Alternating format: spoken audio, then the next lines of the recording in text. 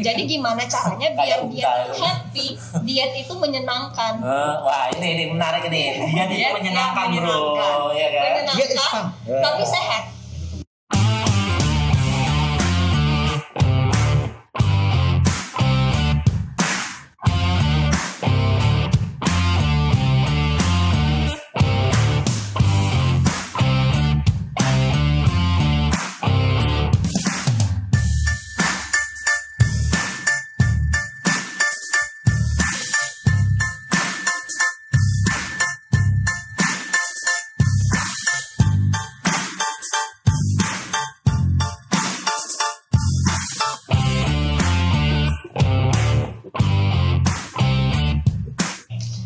Dok, emang beneran ya itu yang tadi orang diet sampai gagal ginjal? Iya Mbak, kalau dietnya nggak bener itu ada yang kayak gitu. Makanya pola makannya itu sangat senengnya Dewi memang. Jadi diet ya ala dia mungkin minumnya kurang atau segala macam, tapi ya faktor-faktornya apa ya itu yang itu makanya kenapa kita harus diet itu ya memang ya harus mikir-mikir juga diet yang harus sehat ya gitu. Nah ada baiknya sih kira mending kita tanya aja langsung ya. Ngeri juga ya. Kalau kita diet dewe gitu kan ya ngeri juga kalau tapi kurusnya enggak gagal ginjalnya malah dapat sakit ya kan. Udah kan dietnya susah-susah ya kan, udah menderita masih dapat penyakit juga. Iya nih kayaknya emang harus tanya sama ahlinya ya. Ahlinya bukan kamu. Kamu biasanya kalau misalnya suka manggil-manggil gitu? Manggil apa nih?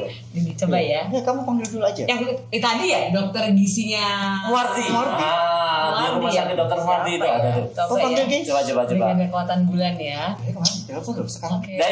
Ilmunya tinggi. Jangan mengganggu konsentrasi dong. Kita lagi ngumpulin kekuatan. Upgrade-nya itu cepat banget gitu. Oke, kita panggil ya Dokter Gizi Muardi. Loh, ini Mas Edi. Ini bukan Mas Edi. Lah ini enggak apa-apa kamu. Mas Edi bawa Itu baru. Ini kalau ada pasien di belakangnya ini bawa ke sini terus iya. Ya.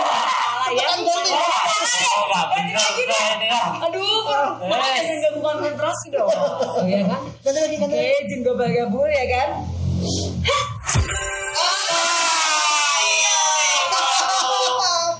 Ilmu kurang tinggi lagi. Makanya kalau belakangnya ada pasien itu baru nyetir masih ditolak gitu malah. Wah, bikin panik kayaknya. Halo dok. Halo ya dokter. Sarang tawon. Maju, bangsa. Ini pakai dokternya Pakai dong. Ini baru dokter gizinya Muardi. Bisa maju lagi dok? Iya. Baik dok. Kita kenalan dulu ya. Kenalan dulu yuk. Udah dok, udah bisa dengar suara saya jelas? Ya dok. Oke. Halo dokter. Apa kabar? Biar lebih afdol, kita kenalan dulu dengan dokter siapa ini? Dengan Sobat Muardi. Iya. Halo Sobat Muardi. Iya. Oh iya. Ini dokter udah terkenal sebenarnya buat Sobat Muardi kan ya. By the way, ini kita acara apa sih? Belum dibuka. loh. Gak apa-apa kita kenalan dulu aja. Oh iya. Bukan dulu aja. Oke Sobat Muardi, kita ketemu lagi masih dalam podcast kita. Podcast Sehat Solutif. Oke, dan siang hari ini Get more solution. Oh iya, solution. Jangan lupa solution. Get more solution. Nah, siang ini kita akan ngobrol banyak dengan dokter gizi di narasumber di dokter Muardi. Ya, biar kita lebih abdol ya. Tadi belum sempat kenalan. Siapa dokter? Memperkenalkan diri. Nama saya sebelumnya sapa dulu ya Mbak. Halo Sobat Muardi. Ini dokter Korean banget ya, Korean style. Ini jangan sampai goyang. Maknanya beda. Maknanya beda. Beda. JMJ. Terima kasih loh Mbak Mary, Mas Yus, Dr. Setia. Weh, ini kadang-kadang di kemarin sama Mbak jadi goyang-goyang gitu. Tadi lagi ngapain dok? Baik karena tinggi sulap. Jangan baru zumba ya gini-gini kan. Iya. Perkenalkan, nama saya Dr. Amelia Agustina Ayusari, spesialis gizi klinik. Oh, ini dokter yang kemarin Mbak Vita bilang itu. Iya. Jangan direkomendasi. Iya, betul. Ya, boleh panggil Dokter Amel. Oh.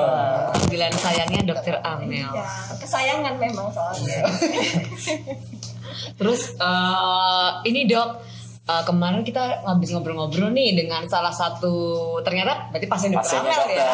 Iya.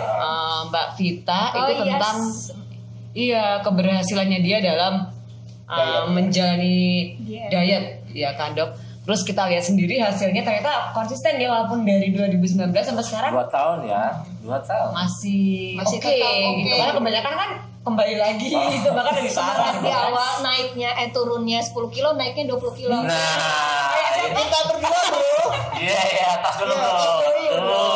Korban ya. Terus sebenarnya diet itu apaan sih Dok? Iya. Sebenarnya kalau kita bicara tentang diet, kadang mikirnya cuma pengen buat nurunin berat badan kan gitu. Betul. Sebenarnya diet ini tidak hanya buat mereka yang mau menurunkan berat badan, mereka yang mau menaikkan berat badan ya diet juga.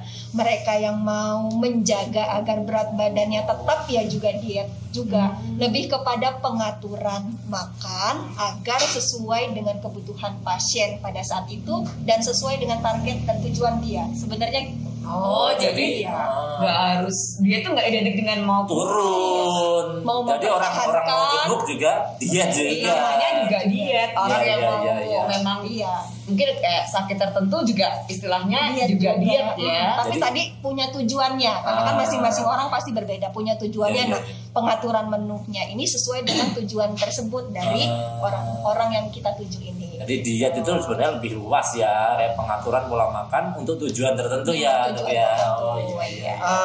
Dokter Amel ya, tadi nama kesan Dokter Amel. Kapan sih seseorang itu harus memutuskan untuk diet? Ini kita fokus di diet yang mana? Diet yang nurunin berat badan berarti ya Mas ya? Atau enaknya gimana kita bahas nih? Gua turun aja deh bro.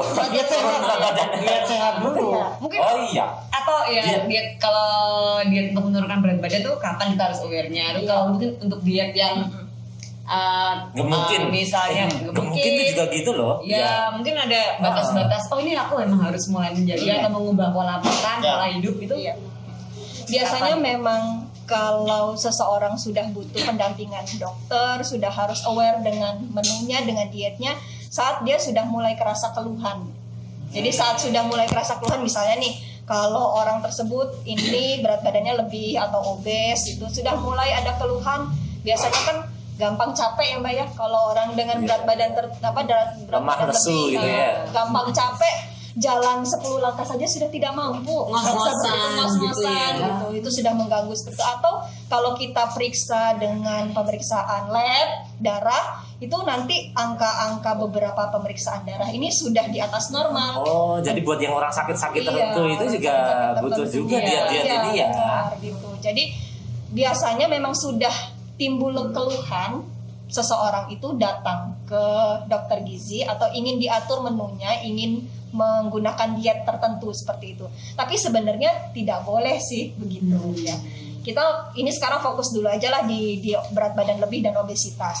Kalau kita mau membayangkan mereka-mereka yang berat badan lebih, obesitas seperti itu, ini harus melihat ke depan ini kalau dalam jangka waktu yang lama saya obes, ada nggak sih penyakit-penyakit yang bisa terkena pada saya seperti itu. Iya. Jadi jangan timbul keluhan dulu baru kemudian kita sadar, tapi lebih kepada ngelihat orang lain, yang ngelihat oh iya itu. Jangan ngeliatin gua bro, walaupun terlihat gitu ya bro ya. Aku pura-pura nggak iya.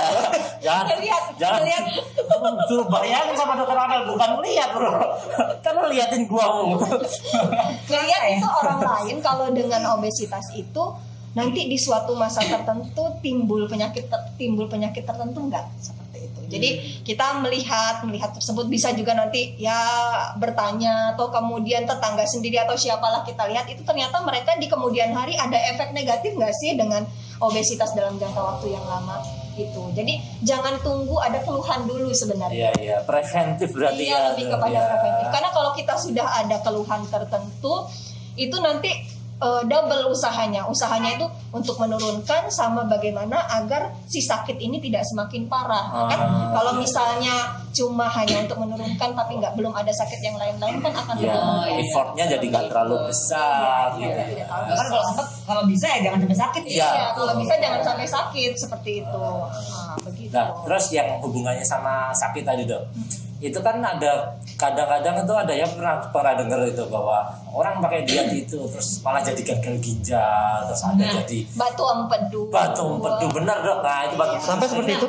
Iya. Berarti ada diet-diet yang berbahaya. Betul. Iya. Kan ngeri juga kan. Dengarnya ngeri ya. Sampai segitunya bro. Duh lah makanya mau bro. kurus tapi bonusnya bonus penyakit. Bonus berarti tadi. Dan penyakitnya tuh nggak main-main loh ya. Iya gagal ginjal, empedu itu. Ada nggak sih Dok kalau misalnya saya nanya sama Dokter Septian itu salah satu mungkin pasien yang sampai ada sampai sakit gitu. Ada juga Dok. Ada. Berarti ada diet karena ya ada diet berbahaya. Gimana Dok kalau menurut dokter? Iya. Jadi sebenarnya kalau kita ngelihat kita aja lah yang ngelihat kan diet ini akhirnya berkembang pesat sekali. Ada artis tertentu menggunakan diet seperti itu atau dia menerapkan diet akhirnya dikenal sebagai diet atas nama seperti yang viral itu kan. Ada diet lainnya seperti itu. Om canda. Ada diet lainnya. Jadi pakai diet ala siapa. Nah, sebenarnya yang harus jadi tagline, harus kita garis bawahi itu yang paling ideal diet itu personalized. Jadi sesuai dengan kebutuhannya masing-masing. Harusnya begitu, tidak bisa disamaratakan antara kalau dokter nggak bisa nggak bisa diet bajunya dia saya pakai buat saya kan nggak bisa kan ukurannya berbeda apalagi bajunya dokter Amel saya pakai bisa asli nggak muat sesuai dengan kondisi berarti ya dok ya sesuai dengan kondisi dengan kondisinya seseorang, berat badannya, tinggi badannya, aktivitasnya, punya penyakit dampingan lain atau tidak. Itu harus diukur dulu, di screening baru akan ditentukan seperti apa sih jenisnya dia punya punya diabetes sama yang enggak beda. Iya, berat badannya segini, tinggi badannya segini berbeda targetnya sama mereka yang berat badannya berbeda, tinggi badannya juga berbeda. Jenis kelamin pun juga mempengaruhi seperti itu. Kamu gimana dong? Laki enggak perempuan? Jangan dibahas. Kita bahas berikutnya. Kita sama dokter plastik gitu kan ya. Sehingga karena berkembangnya juga banyak, metodenya banyak seperti itu. Jadi kadang-kadang kalau kita ngeliat akhir-akhir ini tuh jadi kayak semacam ya labelisasi. Diet itu nggak boleh tuh dipakai, ternyata efeknya buruk seperti itu. Ya itu tadi karena memang nggak semua karena nggak bisa juga dipakai antara satu diet untuk disamaratakan buat orang lain. Tidak bisa bajunya orang lain tadi ya, bajunya orang lain kita pakai buat mungkin sama si artis A atau sama si A itu memang cocok gitu kan. Ketika dia bercerita atau sharing gitu kepada orang lain, tapi yang kondisinya berbeda. Tapi kan sebenarnya netizen ya dok, mentah-mentah ya dok, lihat Instagram gitu kan. Terus langsung percaya, langsung mempraktekkan. Dan trendingnya itu sayangnya bareng-bareng. Contoh dulu ada diet yang makannya lemak terus gitu loh.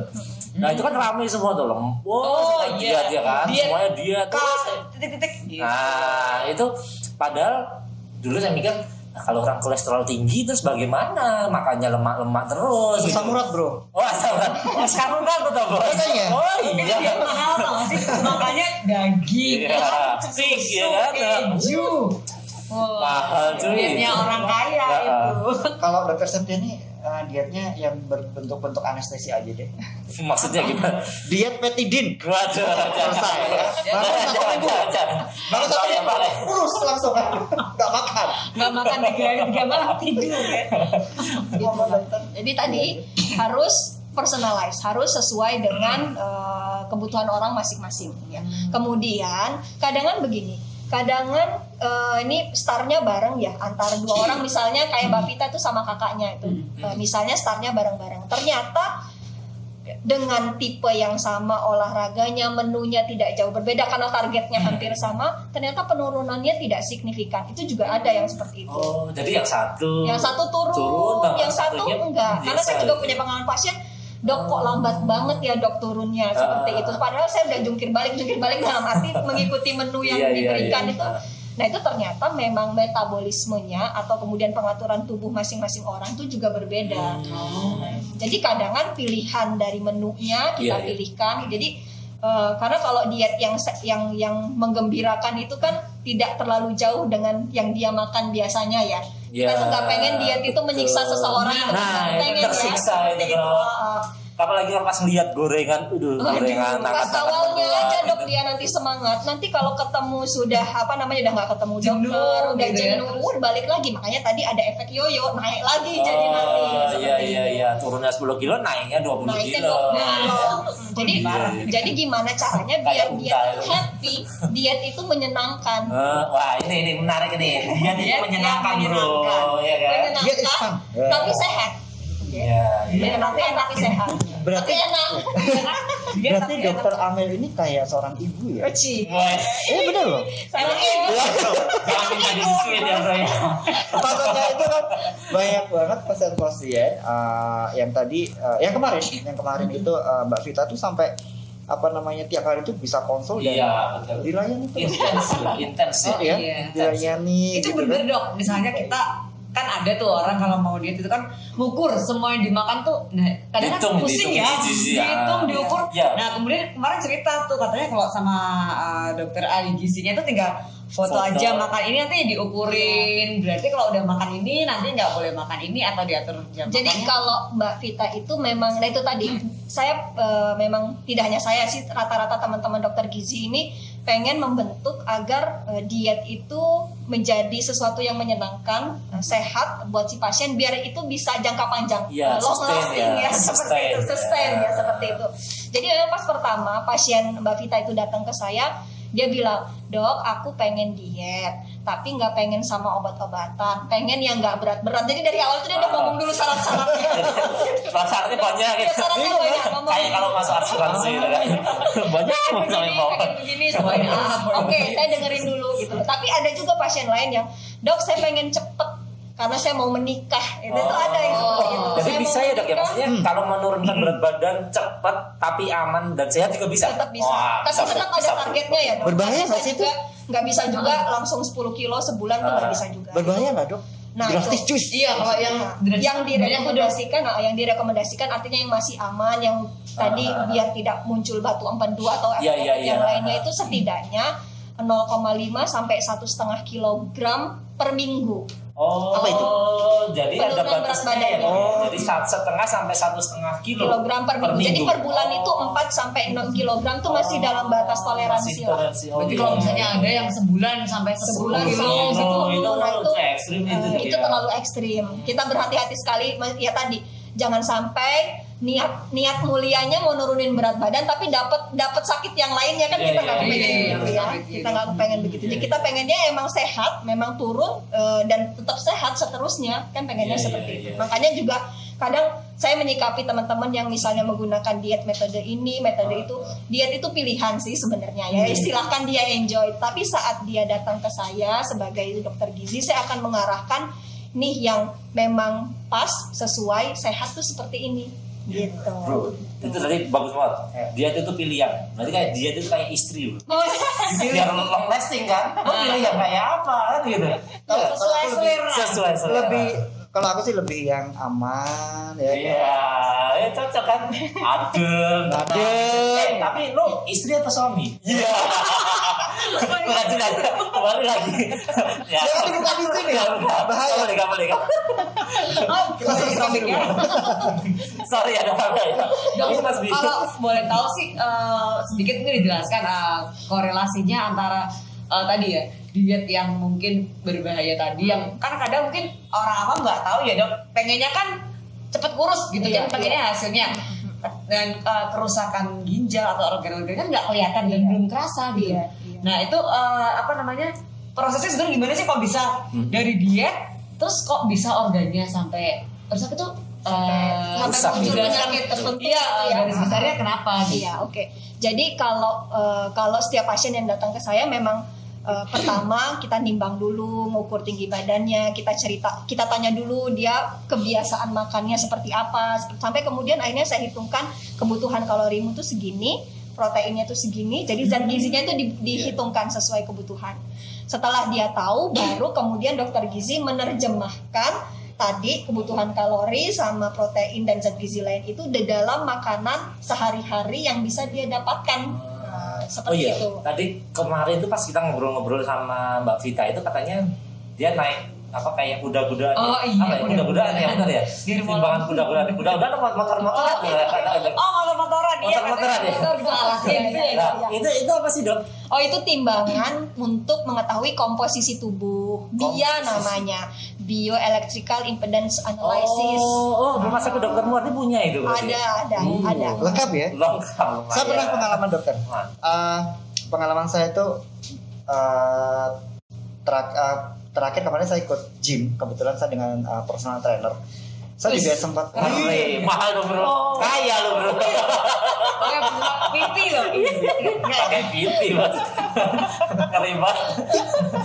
Nah kebetulan saya sempat diukur seperti itu pertama kali dan hasilnya bad banget, serius. Diukur biayanya juga sama? Iya, diukur waktu itu diukur berat badan, lemak kayak gitu ya. Lemak. Nah, di situ lemak berat badan. Jadi lemaknya pun kita nanti bisa tahu lemak secara keseluruhan. Ya, sampai lemaknya lemak itu di bawah kulit atau sekutan, lemak yang tersimpan di dalam organ dalam, lemak visceral. Nah itu. Saya kemarin gimana hasilnya? Ya, hasilnya sih buruk, katanya tuh ada lemak itu menempel di organ dan itu harus nggak di rambut nggak aman sih. Ini karena banyak lemak di tempat yang lain itu kan. Aliran darahnya ke lemak. Ini tipisan loh. Oh iya. Paksi loh, ini paksi. Tapi yang jelas nggak ukur jenis lain ya. Takutnya error. Nah waktu saya diukur itu kan ternyata hasilnya buruk dan ya mau nggak mau sih saya dibilang bahwa umur saya sekian dan umur lu 30 berapa gitu? Ya 30 berapa gitu dan metabolismenya itu dianggap seperti orang umur 45 tahun. Enggak, itu kayak bukannya umurnya juga 55 tahun. Ini rambut udah kayak gitu. Kayak rambutnya deh. Berarti lebih muda. Salah ya. Iya dong. Benar seperti itu. Bisa gitu ya, Dok ya? Bisa. Nah, kalau tadi kayak motor-motoran sebenarnya tidak hanya kayak motor-motoran, tergantung alatnya juga karena kan banyak juga equipmentnya ya. Tetapi prinsipnya adalah alat tersebut bisa mengukur komposisi tubuh kita. Kita jadi tahu masa tadi lemak secara keseluruhan, kemudian lemak yang tersimpan di bawah kulit, lemak yang tersimpan di organ dalam atau visceral, sama masa ototnya. Ada beberapa alat juga yang bisa tahu masa airnya seperti itu. Nah, jadi diet yang benar kita itu fat loss, menghilangkan lemak. Diet yang benar seperti itu. Lemaknya dari yang kita hilangkan adalah lemaknya, yang mau kita naikkan adalah ototnya, masa ototnya. Seperti itu. Nah, kadangan beberapa diet karena dia tidak pakai parameter ini, turunnya cepat. Tetapi itu sebenarnya yang turun belum tentu lemaknya, bukan fat loss, bisa jadi yang turun adalah masa air dan masa ototnya. Seperti itu. Nah, ini tidak baik. Nah, kalau masa air yang turun akibatnya apa ya? Nah, kalau masa air yang turun, sel kita tentu memang namanya sel kan butuh cairan. Kemudian secara keseluruhan juga nanti tubuh kita jadi kayak dehidrasi gitu ya. Dehidrasi lah ya. Sel dehidrasi itu tampilannya kan pucat seperti itu. Nah, yang tadi layu gitu sampai ya. Bisa sampai ke ginjal. Karena dehidrasi di situ ya. Itu harus dalam jangka waktu lama komposisi atau gimana? Itu lebih ke komposisi. Sekarang kita misalnya diet jadi kan kalau dokter gizi itu biasanya kita menghitung agar seimbang. Jadi kata kuncinya itu seimbang. Agar seimbang. Seimbang itu tadi biar mendapatkan si sehat tadi. Gitu. Kita tidak ingin ada yang timpang sehingga di kemudian hari akhirnya jadi muncul penyakit-penyakit tertentu. Nah, saya mau cerita salah satu misalnya kok bisa muncul batu empedu ya seperti itu. Jadi diet yang dia ini penurunannya drastis, makanya tadi kan dibatasi tuh Mbak Mary, dokter Mas Dius, setidaknya sebulan 4-6 kg lah ya seperti itu dibatasi. Karena kalau dia turun terlalu cepat, itu kan tubuh kita ini berarti puasanya lama nih. Misalnya makannya itu tidak terlalu banyak, puasanya lama. Akhirnya kalau puasa lama itu energi yang dipakai ini kan bukan yang dari hati sama otot, tapi ngambil dari lemak, mecah lemaknya, seperti itu. Akhirnya nanti kolesterolnya jadi tinggi. Nah, kolesterol yang tinggi ini akan menyebabkan batu empedu. Gara-gara dietnya itu dia mecah lemak. Iya, gara-gara dia diet mecah lemak. Atau kemudian yang komposisinya tidak imbang tadi. Misalnya terlalu tinggi lemaknya. Terlalu tinggi lemaknya misalnya seperti itu juga bisa enak. Nah, sebenarnya kalau di luar negeri bukannya tidak boleh, diet ini pun berkembang, Pak. Ya, diet dengan lemak ini juga berkembang, tetapi mereka memilihnya lemak yang sehat. Makanya harus kenalan nih. Lemak sehat itu yang kayak mana? Iya. Ada lemak sehat, ada lemak yang jahat. LDL. Beda, kalau itu kan parameter yang bisa dilihat. Tapi kalau lemak sehat ini makanan. Jadi bentuk makanannya itu seperti apa sih? Nah, ini cocok nih buat penyuka. Contoh. Ternyata lemak yang jahat seperti apa? Iya, cocok. Lemak jahat ya. Jadi kalau kita kebanyakan makan lemak jahat, itu kan nanti dia masuk ke dalam tubuh, akhirnya nanti membentuk plak, resiko untuk sakit jantung, resiko untuk batu empedu itu ada. Nah, kalau kita lemak sehat, nah kita ingat sel kita ini, dinding selnya itu kan dari lemak juga, Dok. Iya. Makanya butuh lemak. Kemudian hormon-hormon kita juga dari lemak, makanya butuh lemak juga. Nah, jadi lemak sehat itu macam-macam. Ada yang penting dia ikatannya tidak jenuh. Kalau contohnya kalau bisa dimakan ini. Kalau lagi pesen-pesennya ini kan. Kalau sama ikatan cinta gitu beda. Iya, ikatan cinta.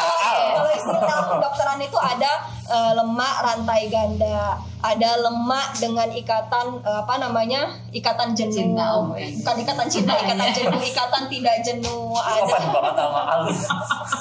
Ikatan cinta dari. Ada yang lemak tidak jenuh, rantai ganda, rantai tunggal, seperti itulah yang nanti boleh kita diskusi lagi kalau pengen mau detail tentang lemak. Nah, dalam makanan contohnya apa? Lemak sehat kalau yang tadi rantai tunggal tapi ikatannya tidak jenuh atau mufa. Contohnya adalah alpukat. Ini yang baik ya. Ini yang baik. Kita ngomongin lemak yang baik. Saya bentar dong. Iya, masalah ini lemak baik nih. Ya. Jus alpukat gitu. Katakanlah saya makan jus alpukat itu banyak-banyak nggak apa-apa berarti, Dok? Ya nggak bisa gitu juga. Soalnya ada komposisinya. Tahu bisa ya. Susunya banyak. Iya. Aja itu. Susunya. Ini tahu solusinya langsung aja beli satu keranjang. Iya. Oke, alpukat apalagi, Dok? Kemudian kalau kenal dengan mungkin minyak zaitun, kenal ya? Iya. Minyak zaitun, tapi bukan yang buat kulit ya. Nanti yang buat kulit itu bukan. Yang buat rambut itu kan ada dulu. Yang buat untuk dimakan biasanya. Kalau kameramen saya tahunya minyak Bondopuro. Oh iya. Orang nggak tahu nggak bro. Apa minyak bulus? Saya tahu, wing gopo ya. Minyak zaitun. Kemudian kalau yang dia tadi rantai ganda tapi tidak jenuh, contohnya minyak canola. Banyak sih jualannya banyak ya. Berarti itu sebenarnya minyak itu minyak yang direkomendasikan untuk ketika goreng makanan itu. Kita goreng ataupun bisa langsung dikonsumsi, Dok. Jadi kalau misalnya bikin buah gitu kayak salad-salad gitu, langsung cemplungin aja minyaknya. Jadi dressingnya gitu. Bisa langsung. Berarti minyak itu penting ya? Tetap kita butuhkan lemak maksudnya. Minyak rambut dulu itu mungkin minyak sehat.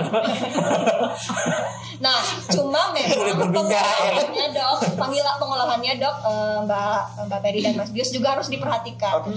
Minyak itu kalau dia pakai pemanasan, tadi rantai yang tadi dia tidak jenuh atau yang baik nanti akan berubah jadi jahat atau rantai jenuh. Oh gitu. Suhu berapa itu, Dok? Jadi beda-beda juga sih penelitiannya, Dok. Tetapi memang lebih baik lagi kalau kita mengolahnya hanya untuk menumis seperti itu. Jadi nggak boleh lama. Apa bedanya tumis sama goreng? Kalau goreng kan kita sampai itu tenggelam. Oh iya. Kalau tumis itu tipis-tipis. Kalau kita pakai suhu aja. Kalau pakai suhu itu dia tinggi sekali kan kalau kita pakai pengukuran. Buat cowok-cowok yang mudeng tumis dan goreng, ya kalau goreng itu sampai nyemplung gitu ya, nyemplung gitu. Kalau tumis itu tipis-tipis ya. Minyaknya sampai budak-budak. Gitu Prancisnya. Kadang kan gini, Dok, beberapa orang itu mau diet itu kan kadang shortcut atau dengan cepat gimana. Mungkin termakan oleh iklan atau apa itu menggunakan minuman ya, menggunakan minuman. Minuman. Dibantu menggunakan minuman. Ada pil ini. Soalnya gym ya, Bos. Iya, gym itu sering minum sesuatu gitu. Kadang kan spam ini nih. Kadang kan misalnya kita lagi minum ini turun sekian kilo langsung sekian kilo. Banyak itu di iklan tuh. Iya. Mungkin dilanjutkan dulu tadi lemak jahat tadi loh. Ya, lemak jahat. Kita dikit lagi jawab itu.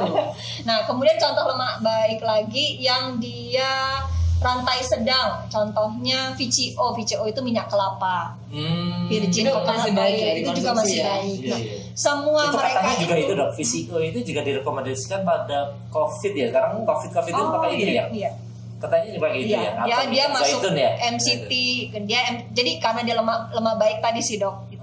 Karena dia lemak baik tadi. Karena kan kalau itu sifatnya nanti molekuler penjelasannya dok, tetapi kita mikirnya kan sustain dari dinding sel, dari sel menjaga dinding selnya biar tetap intak ya dok. Tetap intak. Sama juga dia proses-proses pembentukan sel-sel untuk daya tahan tubuh juga memang baik sih, mereka berperan seperti itu lemak-lemak sehat ini. Makanya dipakai buat luluran juga ya bro ya, biar kulit lo tuh intak. Lemak pada itu, lemak pada jahat, kayak kulit ayam, lemak pada kulit, kemudian lemak pada apa kalau misalnya makan daging ada gaji-gajinya. Itu enak dok. Itu enak. Tapi memang itu komposisi lemak jenuhnya lebih besar mbak, lebih tinggi. Makanya direkomendasikan itu kalau kita makan lemak silahkan, tetapi komposisi dari MUFA atau lemak sehatnya itu MUFA tadi lebih tinggi dari yang jenuhnya gitu, nggak boleh kebalik. Ya, kalau gini gimana dok? Makan gaji sama makan apokat bareng gitu kan? Nah, minumnya jus apokat itu kan jahat dan itu gimana dok? Gimana rasanya? Aku bayangin aja udah dulu. Bakso gaji minumnya jus apokat. Nah, maksudnya gitu ya. Nah, tapi tadi seberapa banyak dulu? Nah, kalau banyak banget kan jadi tidak komposisinya nanti tidak sesuai dengan rekomendasi. Intinya imbangnya itu ya. Dia harus sesuai rekomendasi tadi gitu mbak. Nah, itu tadi kalau dia bentuk batu empedu. Sekarang ada yang bentuk batu ginjal kata dokter tadi, kerusakan buat ginjal. Itu pada diet-diet yang dia komposisinya tidak imbang, proteinnya mungkin terlalu tinggi. Justru proteinnya sangat tinggi gitu ya. Proteinnya sangat tinggi dan pemilihan proteinnya juga kurang tepat, bisa seperti itu. Pilihan protein itu maksudnya gimana?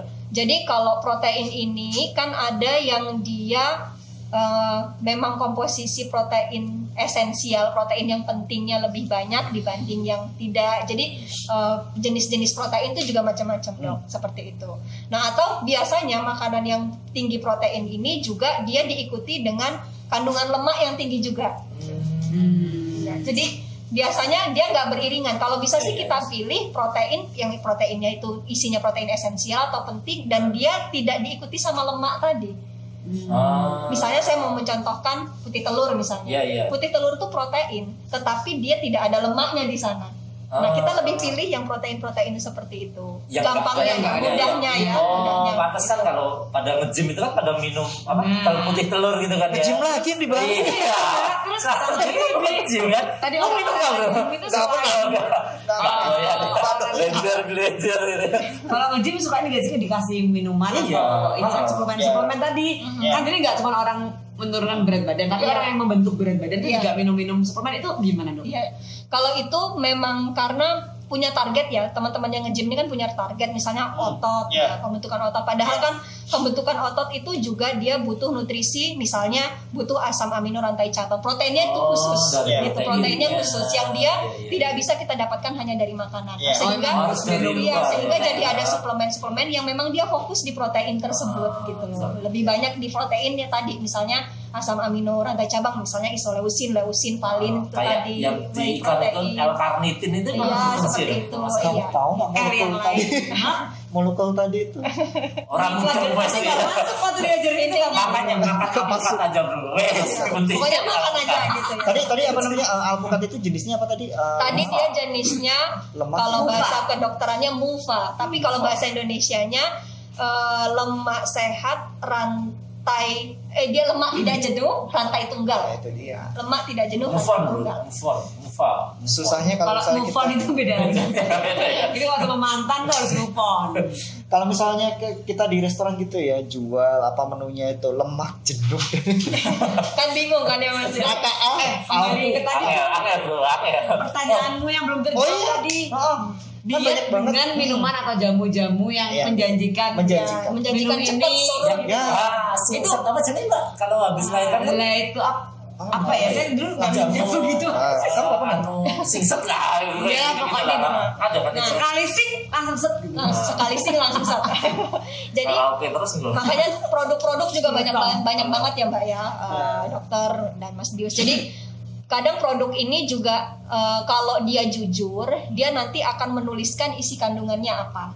Nah, kita sebagai seseorang yang mau menggunakan produk tersebut harus ngelihat nih apa tuh isinya. Nah, pertama itu. Kemudian yang kedua, sebisa mungkin kita memilih yang memang dia ada BPOM-nya yang memang itu ya standarisasi gitu ya. Paling gampang gitu ya, BPOM sudah aman ya. Paling aman. Tetapi itu tadi, kalau misalnya terlalu cepat kita juga mikir, kalau terlalu cepat ini yang turun bener masa lemaknya nggak sih? Jangan-jangan yang cuma turun itu tadi masa air sama masa lemak. Karena tidak ada penurunan berat badan yang terlalu cepat saat dia menurunkan lemak. Idealnya dia lambat-lambat. Oh iya. Jadi kalau masa air kebanyakan tuh habis minum obatnya terus langsung kayak buang-buang air gitu. Itu ya, ada jadi tuh ya obat terus siram-siram berarti buang-buang air siram-siram itu. Tadi jadi bisa jadi saat dia minum suplemen itu yang keluar adalah airnya. Jadi makanya dia nyusut turun. Itu bahaya ya. Nah, itu bahaya. Karena kita tadi target utama yang mau diturunkan itu adalah fat loss, lemaknya yang mau dihilangkan. Itu bukan air, bukan otot, tapi lemaknya. Terus sama satu lagi, Dok. Saya pernah dengar katanya ada buah-buahan itu yang bisa membantu mengikat lemak ya Dok ya. Lemak terus bisa membantu menurunkan berat badan lah pastinya ya kalau menurunkan lemak ya. Adakah Dok? Emang ada Dok? Bener-bener ada ya? Sebenarnya bukan secara langsung sih Dok ya, bukan secara langsung. Jadi kalau buah-buahan ini kan dia macam-macam juga. Yang jelas dia ada seratnya. Nah, serat ini saat masuk ke sistem pencernaan kita, itu nanti dia bisa merubah menjadi suatu zat gitu yang dia bisa membantu untuk menyerap lemak ya. Atau kemudian mengikat lemak lah bisa seperti itu. Jadi memudahkan proses diet itu sendiri. Itu jenis buah-buahnya apa nih? Kalau langsung laris nih. Iya maksudnya itu. Saya tak dodolan. Bisa pesan ke saya. Sekarang harga naik. Nanti saya ya. Rata-rata buah-buahan yang kaya serat, baik dia serat larut ataupun tidak larut itu yang memang kita rekomendasikan pada saat diet. Yang mudah didapatkan itu kayak apel, pepaya, kemudian pir. Apel juga ya? Iya, kiwi, kemudian apalagi buah naga itu lebih ya terjangkau lah ya. Kalau misalnya kiwi, pepaya itu kan terjangkau dan memang efeknya dia tidak terlalu manis juga, jadi membantu untuk kiwi mah asem dong. Catat dong, habis kita mampir ya pasar gede ya. Pasar gede. Nyetok ya dan nyetok. Kemudian pada saat memakan buahnya kalau bisa dengan kulitnya yang bisa makan lah. Kulit kiwi itu ya jangan, nggak bisa. Kalau apel, pir maksudnya Dok. Kalau mau makan buah naga sama kulitnya kan nggak cocok. Iya, nanti napasnya bau naga. Aku sudah mikir waktu dia ngomong durian ya. Nah, durian ini menarik Dok. Durian ini kan biasa trending kan. Setiap ada musim durian sampai ada festival. Iya, masih ada festival gitu ya. Itu katanya kan durian itu bikin gulanya tinggi banget gitu. Nggak boleh dan bisa naikin berat badan, itu benar Dok? Dia karena gulanya ya Dok, karena dia terlalu manis. Durian itu karena manisnya, sama memang kandungan patinya yang kita makan daging duriannya itu kan kandungan karbohidratnya itu tuh juga lumayan tinggi. Seperti itu. Seratnya nggak banyak. Seratnya nggak banyak. Gitu. Padahal kita tujuan makan buah tadi kan mau dapetin serat sebenarnya. Itu kalau gulanya itu gula yang ada di situ kan kalau dibilang kan kalau gula buah tuh aman kok gitu kan, dibilang apa fruktosa ya dok ya? Iya. Fruktosa itu aman gitu. Nah kalau durian ini apakah juga bisa naikin berat badan karena dia fruktosa atau? Karena dia gulanya sih memang gula sederhana dok. Jadi buah itu mau dia fruktosa, tapi tetap ada glukosanya juga. Oh tetap ada. Jadi nggak yang semuanya pure fruktosa iya. Dan kemudian persepsinya juga bukan berarti gula fruktosa tidak bisa meningkatkan berat badan. Tidak begitu juga dok. Tetap bisa. Dia nanti masuk ke dalam hati, tetap di metabolisme. Ujung-ujungnya juga bisa jadi glukosa dok. Jadi bukan berarti makan buah kemudian itu bebas dari manis, tidak. Fruktosa itu juga tetap bisa di metabolisme jadi glukosa tadi, tetap bisa naikin juga kalau berlebihan. Aman makanya sama kulitnya. Kulit durian ya, ada kulit durian. Makan durian ya kan. Sekali suap udah. Kalau nggak mau manis makan durian, lihat kameramen. Oh gitu ya. Seperti gitu. Oke. Dok, kira-kira nih dok, di akhir atau di penghujung podcast kita siang hari ini ada pesan nggak sih untuk Sobat Muardi yang saat ini mungkin ingin atau sedang melakukan diet, kira-kira supaya ini yakin yang aku lakukan sekarang ini aman untuk kesehatan jangka pendek maupun jangka panjang. Nah, apa nih dok pesannya untuk Sobat Muardi? Jadi pertama Sobat Muardi, kalau diet itu kita mikirnya harus jangka panjang, harus mengasihkan, menyenangkan, tapi juga nanti endingnya tetap sehat. Harus begitu. Harus happy ending ya. Harus happy ending. Happy ending. Jadi nggak konsisten. Yang penting ada konsisten. Iya, konsisten. Dan ini bisa buat seterusnya seperti itu. Udah ada penyakit penyerta lain yang bisa kena ke kita. Nah, jadi itu pertama. Jadi komitmennya, motivasinya harus menggunakan metode diet yang sehat, mengasihkan, bisa konsisten dan bisa jangka panjang. Motivasinya harus begitu dulu. Biar saya tetap sehat. Ya, jangan hanya tujuannya mau nurunin berat badan, pokoknya target saya nurunin berat badan aja, nurunin berat badan, jangan seperti itu. Targetnya harus ditambah, nurunin berat badan tapi tetap sehat, nurunin berat badan tapi tetap sehat. Kuncinya di sehat ya. Sehat itu untuk jangka panjang. Kemudian yang kedua, memang tadi seperti saya bilang, tidak bisa kita itu meniru bajunya orang lain atau menggunakan dietnya orang lain. Cobalah untuk konsul seperti itu, berdiskusi dengan ahlinya, dengan dokter gizi misalnya seperti itu. Dokter Amel ya, ke dokter Amel. Salah satunya. Rumah sakit Muardi ya, dokter Amel ya. Sarang tawon. Salah satunya jadi berdiskusi atau meminta saran agar memang dihitungkan sesuai kebutuhan. Iya. Sesuai kebutuhan pasien tersebut. Karena yang bisa ngitung ya ahlinya. Gitu. Seperti itu. Daripada buang waktu dan salah ngitung dewe, kan ada aplikasi ngitung sendiri. Ya kan? Nah, tinggal foto kita. Saya bukan anak IPA, suruh hitung-hitungan. Dia anak IPA. Oh iya. Terus biar lebih mudah tadi kan sudah ada pesan-pesan. Mungkin ada pesan lagi yang ditambahin. Kalau enggak nanti gimana sih caranya menghubungi dokter Amel? Oh iya. Caranya silakan langsung datang ke Muardi gitu. Lihat jadwalnya. Oh, lihat jadwalnya. Oh, ada jadwalnya dok. Jadi ada 2 dokter ahli gizi. Dua dokter gizi klinik. Sebenarnya masyarakat animo masyarakat itu banyak sebenarnya. Kalau saya ngelihat sih memang mungkin belum begitu pada kenal ya dengan, karena memang dokter gizi ini tidak merata juga sih Mas Bius, Mbak Mary dan dokter. Dia maksudnya ada di kota tertentu numpuk banyak, tapi di kota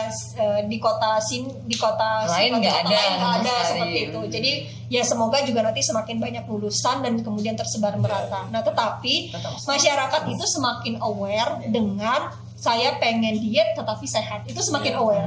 Ditunjukkan dengan banyak sekali teman-teman yang kalaupun tidak datang, bisa nggak dok saya konsultasi online. Telemedicine. Iya, telemedicine bisa ya dok ya. Buka e-patient bisa dengan fasilitas telemedicine.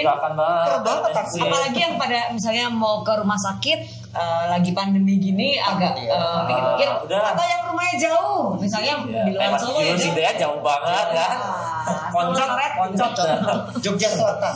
Buka e-patient, kemudian klik di telemedicine nanti ikuti langkah-langkahnya, buka sosial media di Rumah Sakit Dr. Mardi juga ada di situ langkah-langkah untuk telemedicine, bisa konsultasi dengan Dokter Amel ya. Berarti langsung bisa datang ke Mardi. Jamnya dok kerja ya?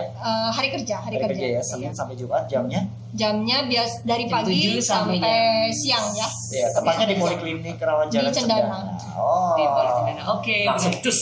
Jadi baik dok, ini sangat edukasi sekali dan sangat solutif sekali. Tadi kita bisa menyimpulkan bahwa untuk diet itu harus menyenangkan lebih dahulu. Dan ternyata betul kemarin kita sudah menghadirkan ya Mbak Vita ya, bahwa dia udah happy dulu. Betul. Ternyata targetnya udah luar biasa.